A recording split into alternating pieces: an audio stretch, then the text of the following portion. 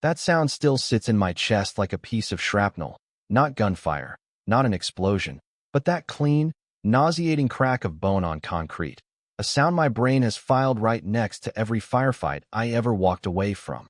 And the screwed-up part is it didn't happen in some dust-choked alley under tracer fire. It happened 10 feet from my front door, in a neighborhood brochure people called safe. Delivered not by guys in mismatched uniforms, but by two people in khakis, cheap polos, and a fake clipboard from a made-up HOA that never existed until they decided it should. My name is Evan Ward, 35, 12 years in the SEAL teams. 3 years trying very hard to pretend I'm just another homeowner who worries about fertilizer, interest rates, and whether the trash cans are too visible from the street. A guy who traded deployments for a 2-story in Maple Ridge Reserve, on a quiet little loop called Birch Hollow Drive, the kind of cul-de-sac where the listing said family-friendly in bold, and the loudest arguments are usually about whose dog keeps digging under whose fence. That Saturday in early June, I almost believed the brochure. I was on the front steps with a mug of coffee, watching sunlight bounce off white picket fences and listening to sprinklers tick 2 houses down, and Olivia, my wife, was on her knees in the flower bed, wearing cut-off shorts and one of my old navy t-shirts, the faded one she stole years ago, her hair catching the light as she fussed over rose bushes like they had a chart at the foot of the bed, which fit, because that's who she is. Calm in chaos, precise when it counts, the kind of person who holds someone's life in her hands for 12 hours straight in the ER at Riverside General Hospital and still has enough left to pull me back when the ghosts get loud. From the sidewalk, we probably looked painfully normal. Ex-military guy turned contractor, ER nurse wife, starter roses, starter mortgage. But inside my head the old training never really shuts up. There are days when my eyes track every car too long, catalog plates without asking permission, map exits and angles like I'm still walking point. And that morning, right between the sprinklers and the birds, I saw the car. Gray Chevy Malibu, 3 houses down. Engine idling just a little too long. Not pulling into any driveway. Not dropping a package. Just sitting there like it was listening. The tinted windshield turning the driver into a dark smudge. And I watched it long enough to catch part of the plate. Long enough for something in my spine to prickle. And when it finally rolled away slow and casual, I told myself the kind of lies quiet neighborhoods run on. Lost driver, food delivery, wrong address, nothing to see here, soldier. That night, though, when Olivia was asleep with her hand on my chest, and the house was finally still, I got up, opened the big black safe in the closet, and unwrapped the M4 I'd told myself I was only keeping as a reminder of a past life. Checked the action, checked the mag, and instead of putting it back in the dark, I moved it to the bedroom closet, closer, where muscle memory could find it in the dark if it ever had to. 2 days later, an Amazon box disappeared from our porch. Nothing fancy, gardening tools, but the app showed a photo of it sitting exactly where my boots were now, timestamped delivered. And when I pulled the footage from our doorbell camera, the feed ran clean until 1:53 a.m., then jumped to 6:30 like someone had hit skip, and in the few frames around that gap I saw it. A smear of black over the lens, not offline, not broken, just blind. Maybe it glitched, Olivia said, still in her scrubs, frowning at the screen, but the way she wrapped both hands around her mug and didn't drink told me her gut was giving the same answer as mine. And that night she told me about a patient from years back. A woman whose ex had stalked her for months while police said their hands were tied. A woman who only became a priority the day he put a knife in her 7 times and she bled out on Olivia's table at Riverside. That's what keeps me up, she said quietly. We don't always get to them in time. That was the night I stopped calling it paranoia and started calling it a pattern. By midweek I'd seen the gray Malibu again near the community mailboxes, got a clean look at the plate, and called Brandon Pierce, an old teammate who now wore a badge in Charlotte. Can you run this? I asked. Off the record. He sighed, the way only a cop with a conscience does. Text it to me. I'll see what comes back. The very next morning, someone taped over our camera again. Later that day, the Malibu came back, with bodies. Same car, same slow prowl, parking a few houses down. A bald guy in his 40s with a thick beard and a navy polo, and a younger blonde woman in a gray polo and jeans climbed out, both carrying clipboards like props, walking toward Mrs. Holloway's door even though her car wasn't there. and the second I stepped out on the porch, the blonde's eyes cut to me, scanning my posture, my hands, the way I stood. The kind of 3-second assessment you don't learn selling Girl Scout cookies. They never knocked. They pivoted, went back to the car, and drove off like it had all just been a dress rehearsal. That night, at 2 in the morning, I found Olivia on the porch swing wrapped in a blanket, staring down Birch Hollow Drive like it might grow teeth. "What if we're that woman in your story?" I asked. "And nobody believes us until it's too late." She didn't answer out loud, but I saw it in her face. The next day, I stopped pretending. In the garage, under the bikes and paint cans, I taught my nurse wife how to grip a canister of pepper spray, how to shout from her diaphragm, how to aim a tactical flashlight with a jagged bezel, where to strike if she had to, telling her, "You're not trying to win, you're trying to buy seconds." And the more serious her movements got, the more obvious it became that something out there had already put us on a clock. When Brandon finally called back and said, "Your Malibu is a rental out of Charlotte, reported stolen 2 weeks ago. You need to file something with your locals," that low hum in my spine turned into a steady tone. So I did the only thing I could live with. I stayed home. I watched. And I waited for whatever called itself a compliance board to come back and show its real face. Part 2-3. ACT 2. 18 seconds. Monday felt wrong from the first light. Too still, too clean, and I told my client I had a family emergency. Stayed home while Olivia pulled a 12-hour at Riverside, because the idea of her walking into an empty house that a stolen car had been scouting all week made my skin crawl. I cleaned tools that were already clean, circled the house more times than I care to admit, checked cameras until the app started to feel hot in my hand, and around 2 in the afternoon my phone rang, her name on the screen. "There are 2 people at the front door," she said, voice level but tight, that tone I know from bad days in the ER. "They say they're from the board."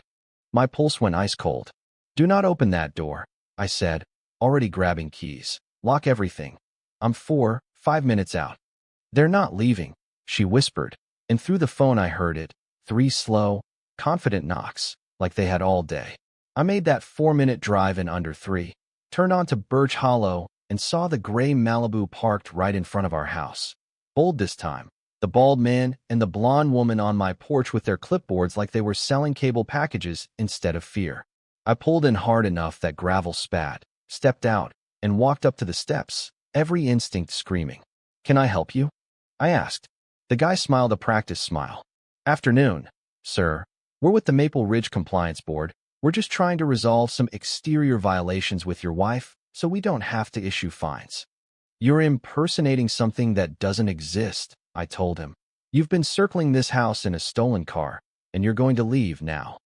The blonde woman's gaze flicked to my stance, my hands, that recognition again, and for a second we just looked at each other. 2 people who knew exactly what the other was capable of. Then she turned on her heel, they walked back to the car, and drove away, leaving the air heavier than before. We called the police, filed the report, got the promise of extra patrols, and I knew in my bones that if anything happened, it would happen between the call and the first siren. The next day, the world pretended to go back to normal. I was in the kitchen piling meat on bread I wasn't hungry for when I heard Olivia scream. There is a pitch human voices hit when something breaks inside them, and the second that sound cut through the house, my body moved before my mind caught up. One moment I was at the counter, the next the front door was flying open and the scene on the lawn snapped into a kind of horrible clarity I hadn't felt since the teens. The Malibu was at the curb, passenger door hanging open. The bald man was on his knees in the grass, clawing at his face, eyes streaming from the pepper spray Olivia had managed to hit him with. The blonde woman had one hand clamped on Olivia's shoulder, dragging her toward the car, and the other hand held a knife low by her thigh in a reversed grip that screamed training. Olivia tried to pull away. Her heel caught the edge of the porch step, and she went down sideways, her right arm shooting out instinctively to break the fall, all of her weight coming down at the wrong angle. The crack that followed is the one that won't leave my chest. She screamed, clutching her arm, and in that instant the world narrowed to distances and angles. 2 threats, one bladed, one reaching blindly for the crowbar lying in the grass, one injured non-combatant, one doorway, one rifle. I didn't think. I executed. Up the stairs, closet, safe open, M4 out, mag in, rack, Safety, back down, out the door. 18 seconds from knife to porch. I know because later I watched it on the footage until I could feel each one. Let her go, I said, barrel down but ready. And the voice that came out of me was not Evan the contractor. It was Evan who breaches doors. The woman turned, saw the rifle, waited, then smirked, like she'd already accounted for this. You're not going to shoot, she said. You fire and she gets hurt. You hesitate and we take her. Either way you lose. She started moving again, dragging Olivia, and the bald man grabbed for the crowbar. Last warning, I told them. Let her go or I end this in a way you won't like. They didn't believe me. So I put the first round into concrete 18 inches from her feet, the shot cracking down the street, stone exploding into her shins, making her flinch and loosen her grip just long enough for Olivia to drop and start crawling toward the house, sobbing, cradling her broken arm. The man lurched with the crowbar. The second shot hit the ground at his toes, sent him sprawling, the metal bar bouncing away. The woman reached for her knife. The third shot rang off the blade and sent it spinning across the lawn. Face down, I ordered, arms out now. They saw it then, not just the weapon, but the control, that every one of those rounds had gone exactly where I meant it to. They obeyed. Call 911. I told Olivia, I's never leaving them. Her voice was shaking but clear as she gave our address, said assault, weapons, please hurry. And by the time red and blue lights painted Birch Hollow Drive, I had been standing there long enough for the weight of the rifle to feel less like metal and more like a confession. Officers piled out, guns up, shouting for me to drop the weapon, and I did, slowly, stepping back with my hands high, shouting my name, that I was the homeowner, that my wife was hurt, that they had attacked her. They cuffed me, standard, sat me on the porch steps while paramedics splinted Olivia's arm and loaded her into the ambulance, and across the lawn I watched them bag the knife, the crowbar, duct tape, zip ties, and finally a list of addresses. Detective Sarah Delgado crouched in front of me with a notebook, dark circles under her eyes. Tell me what happened, she said. So I did, all of it. The Malibu, the fake Maple Ridge compliance board, the taped camera, the missing package, the shove, the crack, the 6 shots into everything but flesh. Your prior military? She asked. 12 years, teams. She glanced at the cratered concrete. You hit everything except them. I wanted them to stop, I said, not die. A few minutes later, Mr. Holloway shuffled up to the tape with his phone raised. I got video, he called, from when she pushed Olivia till he fired. Detective Delgado watched it, face unreadable, then told me the words I didn't know I was holding my breath for. There would be questions, statements, reports, but for now, no arrest, my rifle taken as evidence, not as a crime.